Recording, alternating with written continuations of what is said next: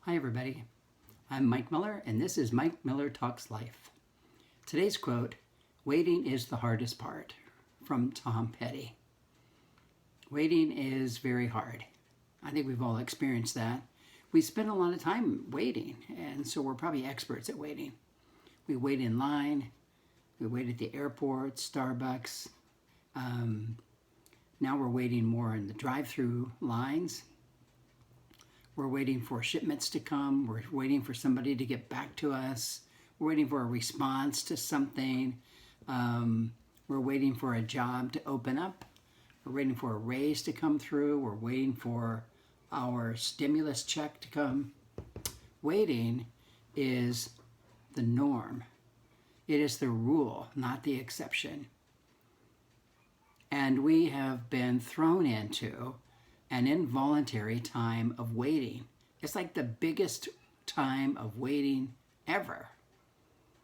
And it's like industrial level. We've never had to wait like this. And we've never had to wait with so many people doing the same thing. It's like the planet has become a massive waiting room, and we're all in it. What is happening is stunning. Even those who are pretty good at waiting are starting to show the strain. We've been through a lot, and it's been hard on all of us to wait. But boy, there are some who are struggling a lot more than others. People have lost jobs, they've lost income, they don't have any savings or reserves. They can't pay rent, they can't pay their bills, and they're feeling cut off from loved ones. I think some people are struggling who have to wait alone with no one to check on them. Single moms, single dads, trying to deal with the kids and work from home and try to manage everything with no time for themselves. This has been a tough wait for everybody. And we don't know when it's going to end, which adds to the toughness of this time. I was wondering about this, and I was wondering maybe this could be an opportunity in disguise.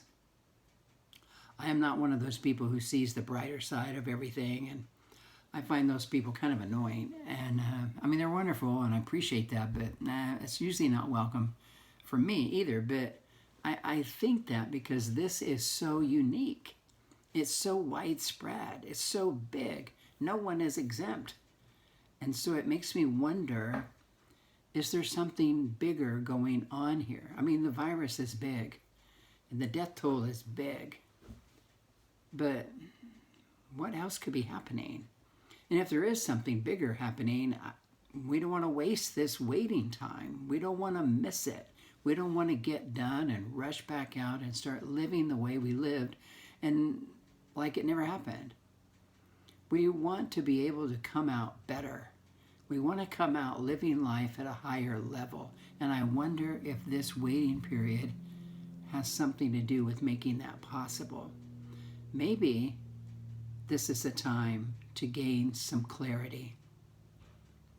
I read somewhere that time has a way of sifting the important from the less important. Maybe this is a time of sifting in your life and maybe even in our nation to help us understand what really matters and what doesn't matter that much. As we go through life, we pick up a lot of things that become part of our life, but they're not all equally important. And sometimes we need to go through a sifting period to get rid of some of those things that are weighing us down. What are your values and your priorities? Are people still more important to you than things? Is character more important than achievement? Is a sense of peace and contentment more important than accumulating more things? These are the kinds of things that need to be sifted and clarified to get us back on track and raise us up to living at a higher level? What about a time to develop perseverance? Perseverance is that ability to be persistent in spite of difficulty or delay. We need perseverance to get through hard times. The Apostle Paul tells us that perseverance really is a tool that is useful in our life. It's productive. When he says that perseverance produces character, and character, hope. It's like when we learn how to go through these hard times and hang in there, there's a payoff. We develop strength, and we develop character, and we develop this sense of hope, of knowing there's a payoff for what we're going through. Perseverance is very important, and I think we need to think a little bit about that, and maybe just think about how have your coping skills been through this time of being in isolation. Have you noticed that you're having a hard time hanging in there? Sometimes we can fall into a mindset where we want things, but we don't want to do the work it takes to get it. We set a goal for something, I want to do this, and then we start kind of faltering because it's hard, and so we think, well, that's probably not the right goal for me, but really the goal is probably fine, and we just lack this perseverance. There's really no shortcuts to anywhere worth going. I think of musicians who sacrifice a great deal to put in hours and hours and hours of practice, perfecting their skill. And when you hear them, you see them, they perform at a higher, much higher level than many other musicians. When you see athletes that perform on the court, on the field, and they do things that look so easy, yet they're incredibly hard to do because they've paid the price of putting in the time, hour after hour after hour of practice. Life is hard, and this isolation is hard, and it requires that ability to persevere. And it's a good time to sort of look and see, hey, maybe I need to work on this a little bit so I can reap the benefit of this time. Maybe it's a time to take a look in a mirror. My wife has a large full-length mirror in our bedroom, and it's on a stand, and it kind of has an old-fashioned look. It's not old, but it kind of looks that way, and it's kind of a cool-looking mirror. And I noticed one day when I walked into the bedroom, something caught my eye, and I turned, and it was me. I was in that mirror. I could see myself. And I was in the bedroom doing a couple of things, and I kept thinking about that and looking back, and I was always there. And it made me think about this time of waiting. It's like we're in this massive worldwide waiting room, and there are mirrors all over the place. And it's a chance to see yourself, not just check your appearance, though that might be helpful sometimes. I'm sure many of us have kind of let ourselves go during this isolation. But it's a time to look at something a little more than that. It's a time to look at you. It's a time for us to look at our real self.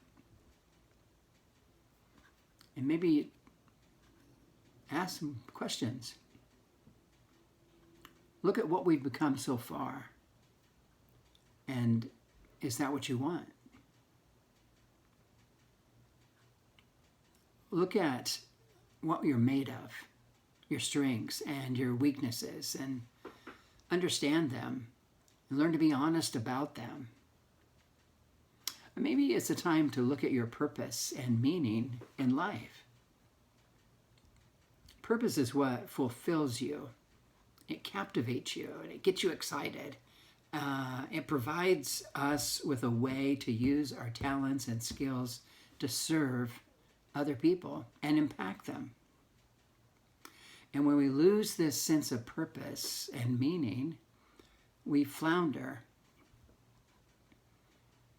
And maybe that's what's happening. Maybe you or your family, maybe many people are just kind of floundering because they've been going through life and it's sort of pulled them away from their purpose and their real meaning in life. And they're just kind of floundering, kind of lost. I think it's the time to look at gratitude. I've noticed that we can become so self-absorbed as we go through life that we lose sight of what we have because we're so focused on what we don't have yet. And that just blinds us to things that we can be grateful for. And we need gratitude. How grateful are you? And how are you at expressing it? Do you take time every day just to say thank you? I mean, it's a great thing to learn, and it's a great thing to teach our children so they grow up learning to express gratitude. I think gratitude keeps us humble, not in a negative humble, but in a healthy way, not letting life always be about self. It keeps us humble.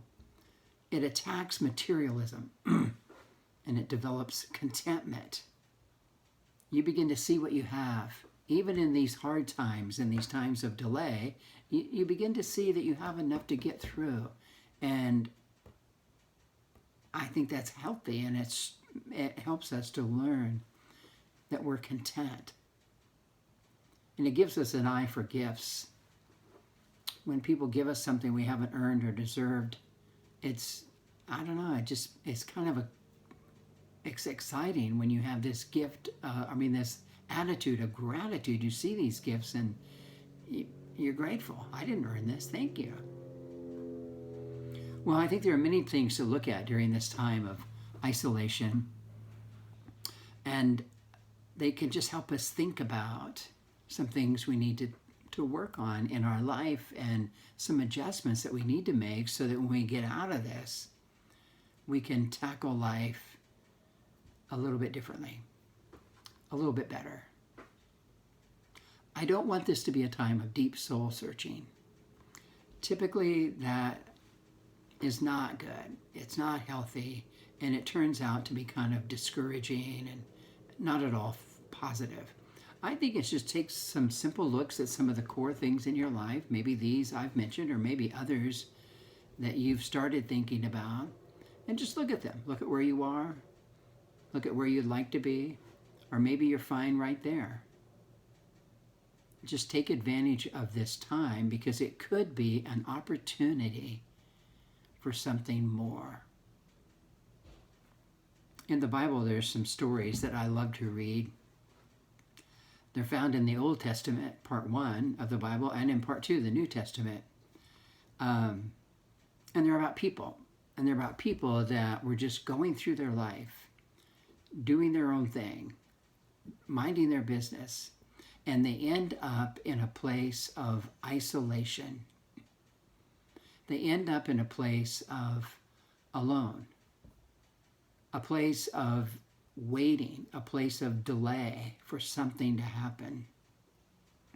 And it turns out to be a time when God comes along and captures their attention.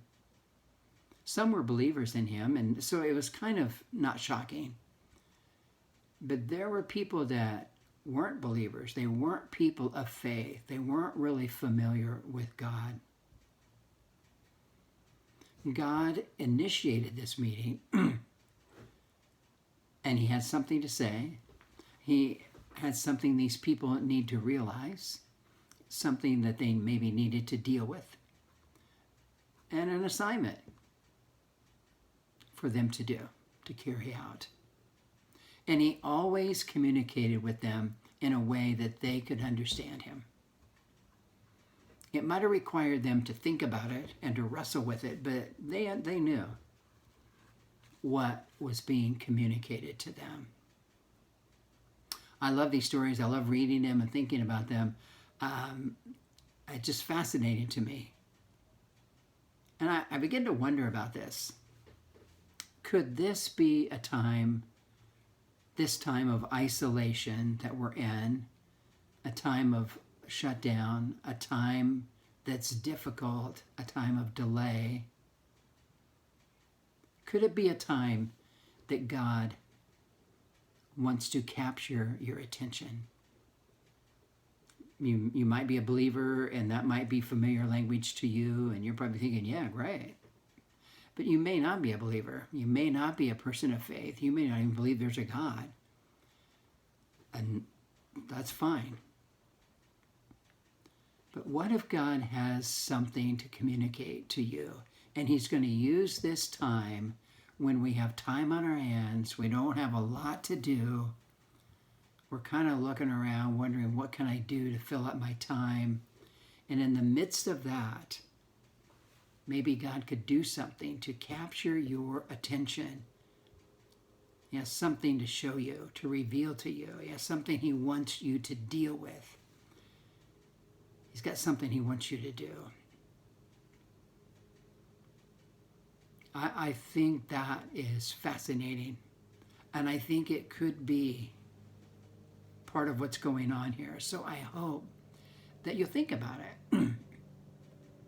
And all really you have to do is just be open. Oh, okay, I'll think about it. I'll give it a couple of days. And listen. Thank you so much for tuning in, listening. It means a lot to me. If this was helpful or made you think about something, I hope you'll click like. And until next time, I hope you have a great week. I hope things sort of pick up for you. And I hope you have some time to think about this time might be a time that's more than just waiting. Hey, thanks. Bye.